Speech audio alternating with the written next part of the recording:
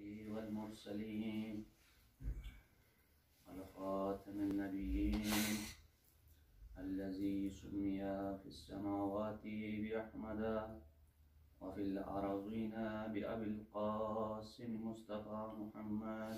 اللهم صل على محمد وآل محمد وعلى أهل بيته الطيبين الطاهرين المعصومين المنتجبين ولعنة الله على أعدائهم من يوم عداوتهم إلى لقاء يوم الدين.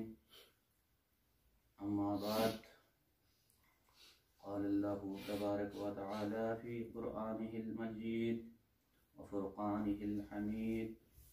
بسم الله الرحمن الرحيم. إنا أنزلناه في ليلة القدر. صلوات محمد. اللهم صل على محمد وآل محمد.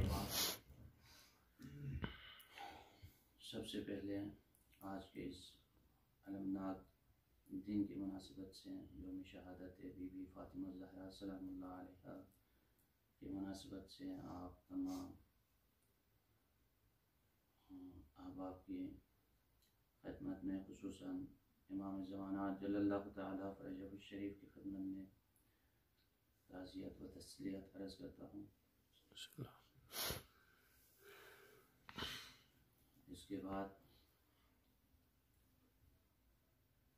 کوشش کرتا ہوں انشاءاللہ، پہلے میں نے جناب برادر عباس کمیلی صاحب سے میں نے یہ عرض کیا تھا کہ میں ایک خاص موضوع کے متعلق انشاءاللہ کوشش کروں گا اس دفعہ، لیکن وہ موضوع جس کے بارے میں نے کہا تھا آغا صاحب کو، اس پہ میں کما حق ہو کام نہیں کر سکا، معذرت خواہ ہوں آپ سب سے،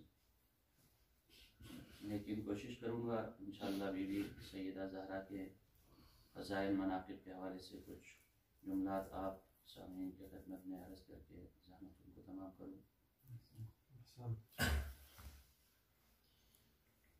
ایک دفعہ صلوات پر محمد آل محمد کی ذات میں۔ اللهم صل على محمد وآل محمد۔ زہرا کے فضائل اور مناقب، اس کو ہم اگر دیکھا جائے تو کسی بھی انسان کی فضائل اور مناقب اس کے دو پہلو ہوتے ہیں۔ ایک اس کے فضیلتیں اس کے نسبی اعتبار سے ہوتے ہیں، ایک اس کے کسبی فضائل اور کمالات۔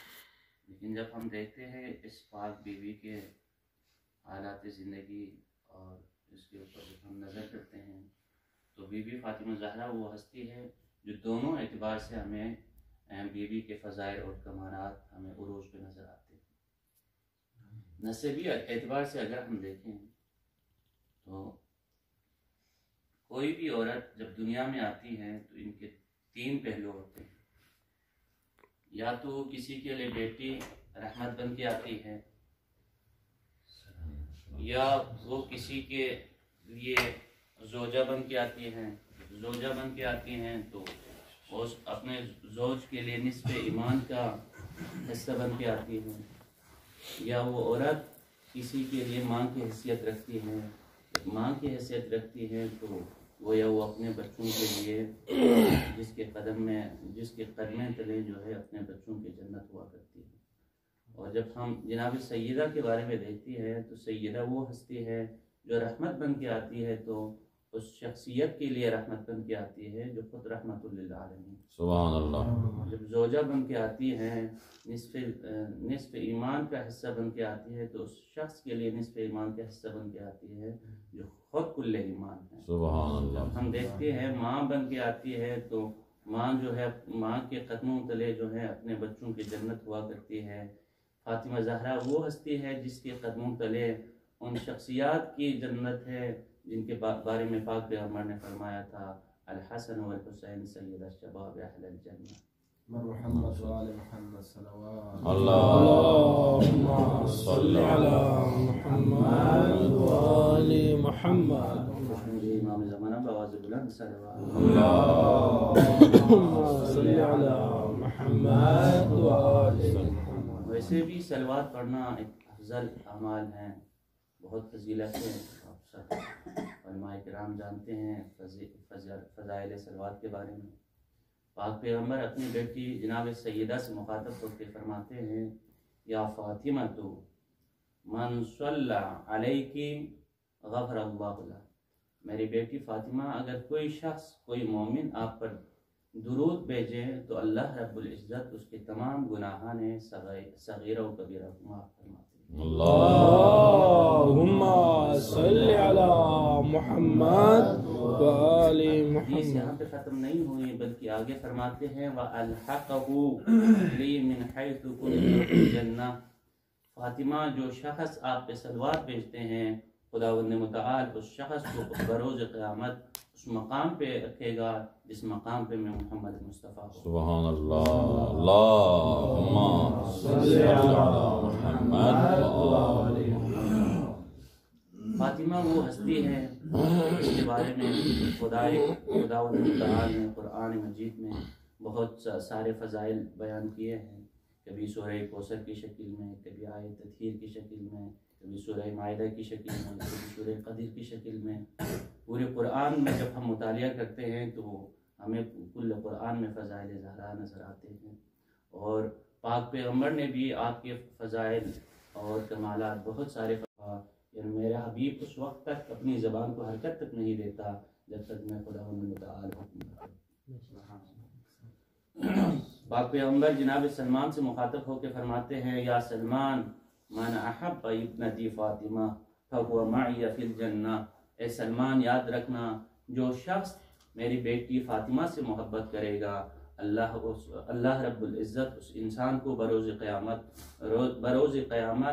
جنت میں میرے ساتھ، میرے مقام میں میرے ساتھ، وہ شخص بروز قیامت جنت میں میرے ساتھ ہوگا. اور آگے فرمایا یا سلمان ان حب فاطمہ ینفع 100 مقام. سلمان، یاد رکھنا جو شخص میری بیٹی فاطمہ سے محبت کرے گا روز قیامت یا اس کی دنیاوی اور اخروی زندگی میں 100 مقامات ایسے ہوں گے جہاں پہ میری بیٹی فاطمہ کی محبت اس کے کام آئے گی. فرمایا عند الموت، عند القبر، عند الحساب، عند الصراط، عند المیزان. اگر کوئی بندہ چاہتے ہیں کہ اس کی موت آسانی ہو، اس کے لیے ضروری ہے کہ وہ میری بیٹی فاطمہ سے محبت کرے. اگر وہ چاہتا ہے کہ قبر کے عذاب سے محفوظ ہو، اس کے لیے ضروری ہے کہ وہ میری بیٹی فاطمہ سے محبت کریں. اگر وہ چاہتے ہیں پل صراط سے آسانی سے گزرے، اس کے لیے ضروری ہے کہ وہ میری بیٹی فاطمہ صلوات اللہ سے محبت کرے. ماشاءاللہ. اب سوال یہ ہے کہ اتنے فضائل اور مناقب، جو فضائل اور کمالات جناب سیدہ کو اللہ رب العزت نے کس اعتبار سے عطا کی؟ کیا اس اعتبار سے عطا کی کہ آپ محمد مصطفیٰ صلی اللہ علیہ وآلہ وسلم کی بیٹی تھی، یا فقط اس اعتبار سے عطا کی کہ آپ زوجہ علی ہے، یا آپ کو یہ سارے فضائل اور مناقب اس اعتبار سے عطا کیے ہیں کہ آپ حسنین کی ماں ہیں؟ نہ عزیزو، فقط یہ وجوہات نہیں ہیں، بلکہ زہرا کی البتہ یہ بھی خصوصیات ہو سکتی ہے، لیکن حقیقت میں زہرا کو یہ ساری فضیلتیں اور یہ سارے کمالات اس لیے عطا کی اللہ رب العزت نے کیونکہ زہرا کو جب ہم دیکھتے ہیں تو زہرا عبادت میں بے مثل پاتے ہیں. جب ہم زہرا کی طرف دیکھتے ہیں تو زہرا سخاوت میں بے مثل پاتے ہیں. جب ہم زہرا کی ریاضت میں دیکھتے ہیں تو زہرا ریاضت میں بھی ہمیں بے مثال اور بے نظیر نظر آتے ہیں. امام حسن مجتبی جناب سیدہ کے عبادت کے حوالے سے فرماتے ہیں، صلوات پڑھی اللہم صلی علی محمد و آل محمد. تقوم فی محرابها حتی تتورم قدمہ. میری ماں زہرا اس قدر محراب عبادت میں عبادت کیا کرتی تھی حتیٰ کہ آپ کے قدم شریف کو ورم پڑ جاتے ہیں. اور فرماتے اذا كانت لیلۃ جمعتها تقوم في محرابها راکعة وساجدة تدعي للمؤمنین والمؤمنات حتى اتزح عمود الصبح. میری ماں زہرا ہر شب جمعہ کو پوری رات عبادت کیا کرتی تھی، پوری رات خدا سے راز و نیاز کیا کرتی تھی اور تمام مومنین مومنات کے لیے دعائیں کیا کرتی تھی یہاں تک کہ صبح ہو جاتا. ایک دن میں نے سوال کیا یا اماں لما تدعی لنفسی، معذر گرامی آپ مجھے یہ تو بتائیے کہ آپ پوری رات تمام مومنین مومنات کے لیے دعائیں تو کیا کرتی ہیں، لیکن آپ اپنے لیے کیوں دعا نہیں کرتے؟ اس وقت پیغمبر کی بیٹی فرماتے ہیں الجار ثم الدار، بیٹا حسن کیا آپ نہیں جانتے پاک پیغمبر نے فرمایا تھا اگر کوئی شخص کسی مومن کے لیے دعا کرے تو رب العزت اس کی 100 حاجتوں کو پوری کرتا ہے۔ تو پیغمبر کے اس حدیث کے مطابق یہاں پہ جناب سیدہ ہمیں دعا کا سلیقہ بتا رہا ہے، جب بھی دعا کریں تو ہم سب پر بعنوان مومن بعنوان محب زہرا ہمیں بھی چاہیے کہ ہمیں اپنی دعاؤں میں ہم ایک دوسرے کو یاد رکھیں۔ یہاں پہ فاطمہ زہرا سلام اللہ علیہا ہمیں دعا کا سلیقہ بتا رہی ہے۔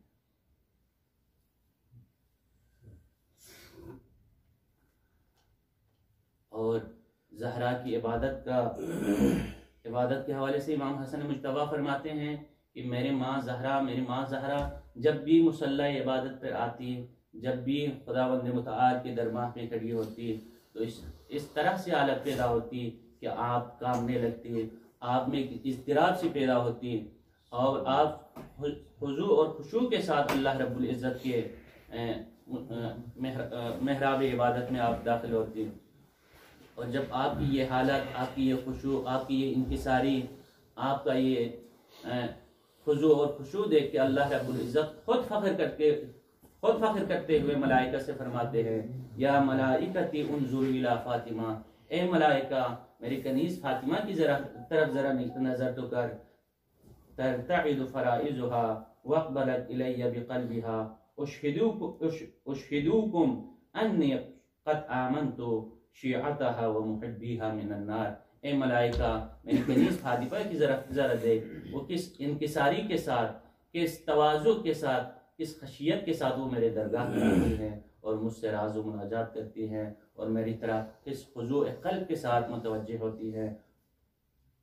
اور گواہ رہنا اے آسمانی ملائک، اشہدوکم تم سب گواہ رہنا، انی قد آمنت شیعتها ومحبیها من النار، تم سب گواہ رہنا کہ روز قیامت میں فاطمہ کو اور فاطمہ کے چاہنے والوں کو، ان کے محبین کو، ان کے شیعوں کو نار جہنم سے میں امان دوں گا۔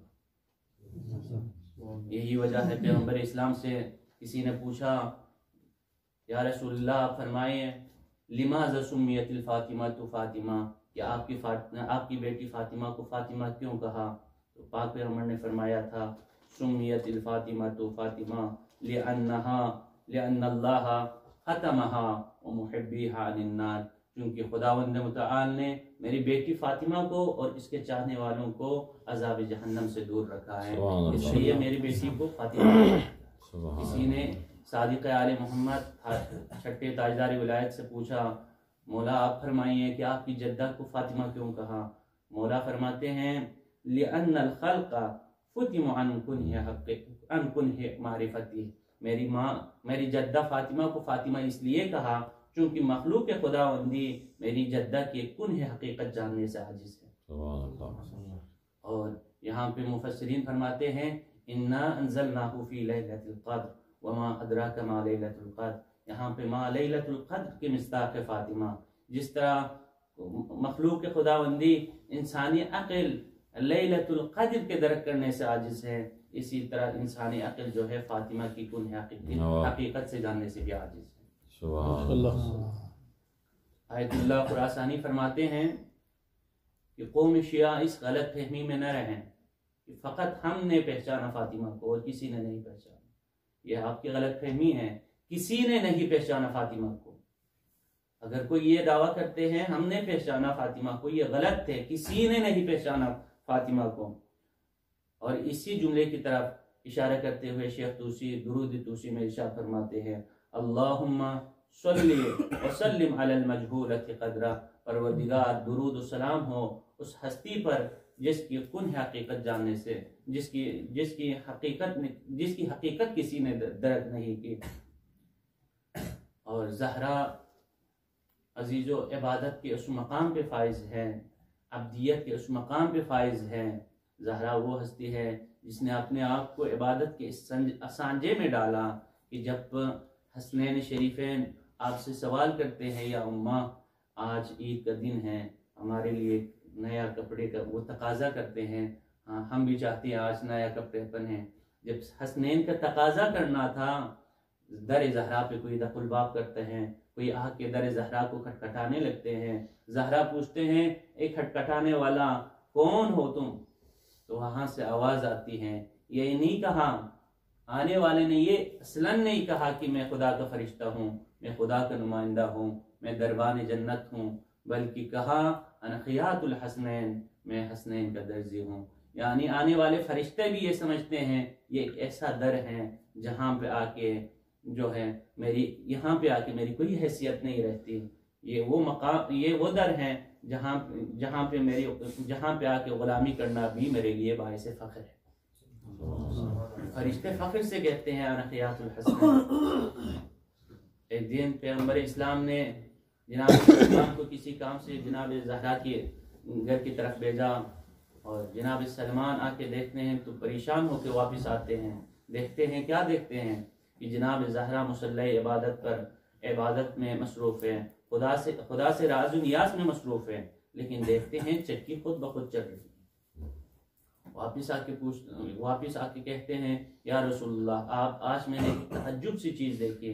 پاک پیغمبر نے فرمایا سلمان آپ نے کیا دیکھا؟ فرمایا یا رسول اللہ فاطمہ تو راز خدا میں مشغول تھے، عبادت خدا میں مشغول تھے، لیکن چکی خود بخود چل رہی تھی۔ اس وقت پاک پیغمبر مسکراتے ہوئے فرماتے ہیں سلمان اس پہ تعجب کی کون سی بات ہے؟ جب بھی میری بیٹی فاطمہ مصلی عبادت پہ جاتی ہیں، اللہ سے راز و نیاز کرتی ہیں، تلاوت قرآن کرتی ہیں، تو اس وقت رب کائنات اپنے ملائکہ سے حکم کرتا ہے کہ اے ملائکہ جا کے زہرا کے کام کو سنبھال۔ بعض روایت میں ملتا ہے کہ وہ چکی چلانے والا کون تھا؟ بعض روایت کے مطابق کہتے ہیں کہ وہ جبرائیل تھا۔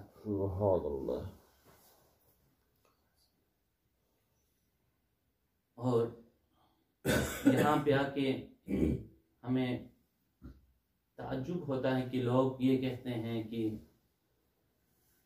جو اعتراض کرنے والے یہ اعتراض کرتے ہیں کہ قوم شیعہ باقی امہات کا تذکرہ نہیں کرتے ہیں، باقی بیویوں کا تذکرہ اتنا نہیں کرتے ہیں، فقط زہرا کی فضائل اور مصائب بیان کرتے ہیں۔ ایسا کیوں کرتے ہیں؟ تو ہم ان سے یہی کہوں گا کہ آپ پہ یہ سوال ہم پہ نہیں بنتا۔ آپ یہ جو کہتے ہیں کہ شیعہ فقط زہرا کی فضائل بیان کرتے ہیں، آپ نے اگر یہ سوال کرنا ہے تو اللہ سے سوال کرو، پروردگارا آپ نے زہرا کی اتنی فضیلتیں اپنے قرآن میں کیوں بیان کی؟ آپ نے سورہ کوثر کو زہرا کی شان میں کیوں نازل کیا؟ آپ نے آئے تطہیر کو زہرا کی شان میں کیوں نازل کیا؟ آپ نے آئے مباہلہ کو زہرا کی شان میں کیوں نازل کیا؟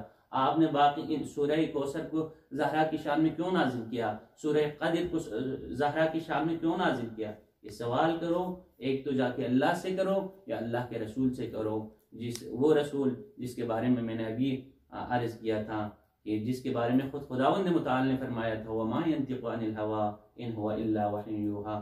لیکن پاک پیغمبر کے حالات میں جب ہم مطالعہ کرتے ہیں تو پاک پیغمبر نے فقط فضائل و مناقب زہرا کی فضیلتیں بیان نہیں کی بلکہ عملاً کر کے دکھایا۔ پاک پیغمبر کی سیرت میں ملتے ہیں جب بھی فاطمہ آتی ہیں تو پیغمبر فاطمہ کے استقبال کے لیے کھڑے ہوا کرتے ہیں اور فاطمہ کی مبارک ہاتھوں کو بوسہ دیا کرتے ہیں۔ تو یہ سوال ہم سے نہ کر، جا کے اللہ سے کر یا اللہ کے رسول سے کر۔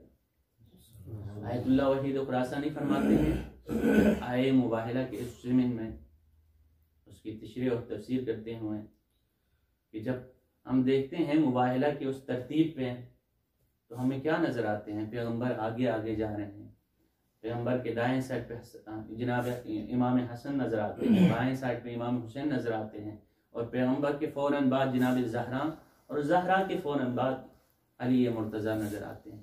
کیا مطلب ہے ایسا کہ پیغمبر کے بعد فاطمہ، فاطمہ کے بعد علی؟ گویا ایسا ہے الفاطمۃ برزخ بین النبوۃ والامامہ، گویا کہ فاطمہ نبوت اور امامت کے درمیان پردہ ہے۔ اس کے مطلب یہ ہے کہ فاطمہ زہرا نبوت اور امامت کے درمیان حائل ایک پردے کا نام ہے۔ اگر کسی نے نبوت کو صحیح سے سمجھنا ہو اس کے لیے ضروری ہے کہ وہ پہلے فاطمہ کو سمجھے. اگر کسی نے امامت کو صحیح معنوں میں سمجھنا ہو اس کے لیے بھی ضروری ہے کہ وہ پہلے فاطمہ کو سمجھے. صلوات پڑھیے. اللہم صلی علی محمد وآل محمد. قرآن کی طرف نظر کرتے ہیں تو قرآن کے 114 سورے ہیں اور ان میں سے 4 سورتیں ایسی ہیں جن کا ابتدا اللہ رب العزت نے لفظ انا سے کیا. ایک سورہ فتح انا فتحنا لک فتح مبین، ایک سورہ نوح انا ارسلنا نوح، ایک سورہ قد انا انزلناہ فی لیلۃ القدر، ایک سورہ کوثر انا اعطیناک الکوثر. کیا فلسفہ ہے کہ اللہ رب العزت نے ان 4 سورتوں کی ابتدا میں لفظ انا لایا. وحید خراسانی فرماتے ہیں اس کی علتوں میں سے ایک علت یہ ہے، ایک سورے میں فتح مکہ کے بارے میں اللہ رب العزت نے فرمایا، ایک سورت نازل کی کہ وہ حضرت نوح کے بارے میں، اور حضرت نوح وہ شخصیت ہے جس کے بارے میں کہا جاتا ہے آدم ثانی بھی جس کو کہا جاتا ہے، اور حضرت نوح اور اس کی رسالت کے بارے میں اس سورے میں بیان کی. اور ایک سورہ جو کہ سورہ قدر سے معروف ہے، اس سورے میں اللہ رب العزت نے اپنی لاریب کتاب کے نزول کے بارے میں فرمایا. گویا اس کا مطلب یہ ہے کہ نبیوں کی رسالت اور قرآن کی حفاظت کا ذمہ کوثر کے اوپر ہے. یہی وجہ ہے جب ہم کربلا کی طرف دیکھتے ہیں تو مظلوم کربلا نے عملاً کر کے دکھایا کہ قرآن کی حفاظت کیسی کرنی ہے اور رسالت کی حفاظت کیسی کرنی ہے. عملاً کر کے دکھایا. سید الشہداء نے آدم سے لے کر پاک پیغمبر تک کی رسالت کو بچایا عملاً، اپنے خون سے، اپنے جانثاروں کے خون سے، اپنے بہنوں کے چادر کو قربان کر کے. سید الشہداء نے یہ ثابت کیا کہ آدم سے لے کر محمد مصطفیٰ تک کی رسالت موقوف تھی جناب سید الشہداء کے اوپر. اور قرآن کی حفاظت سید الشہداء نے نو کے نیزہ پر تلاوت کر کے سید الشہداء نے دنیا کو یہ واضح کیا کہ ہم ہی ہیں جو محافظ رسالت ہیں اور محافظ قرآن ہیں. انہی کلمات کے ساتھ میں اجازت چاہوں گا. وما علینا الا البلاغ المبین. اللہ